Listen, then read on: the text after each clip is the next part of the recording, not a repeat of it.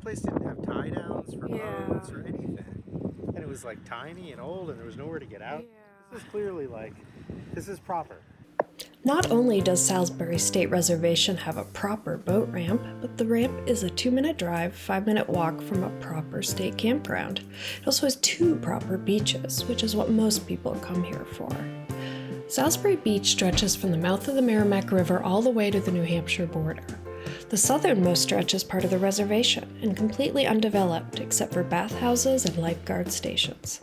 The northern section, which we haven't explored yet, belongs to the town of Salisbury and has a low-key boardwalk, bars, and restaurants.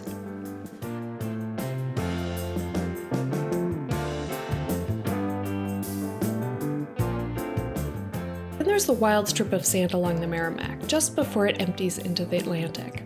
Maybe not everyone would consider it a proper beach, but I love the little winding footpaths through the beach grass and wildflowers.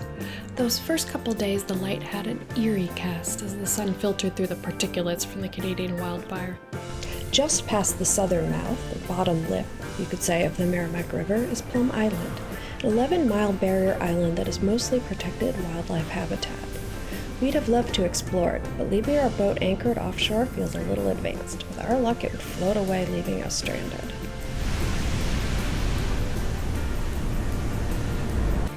The mouth of the Merrimack is not always so friendly, as we saw the next time we went out. It's notorious for big swells, especially when the rising tide collides with the outgoing river current. That day, the swells didn't get any better beyond the jetties, so we turned around and headed upriver to Newburyport instead.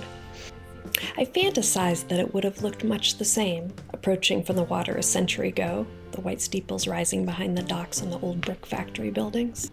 By the next day, the conditions had improved enough to go fishing. We spent all day and the next drifting back and forth over the Salisbury Triangle of striped bass fishing disappointment, which measures roughly from the tip of the jetty to the north end of the State Reservation beach.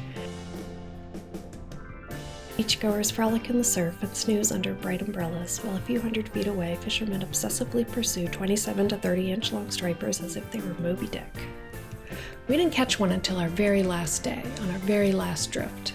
And no, I don't have footage, because I had my hands full netting the fish. We commemorated our first big catch with this beautiful Gotaku print, way more tasteful than the typical trophy pic, posing with the poor thing gasping for its last breaths.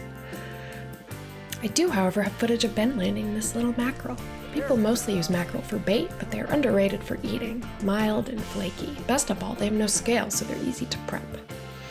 Next week, we're headed down to Rocky Neck, Connecticut. We just bought a GoPro mount, so we can attach the Insta360 to the rail of the boat instead of me swinging it all around and probably losing it overboard. So stay tuned.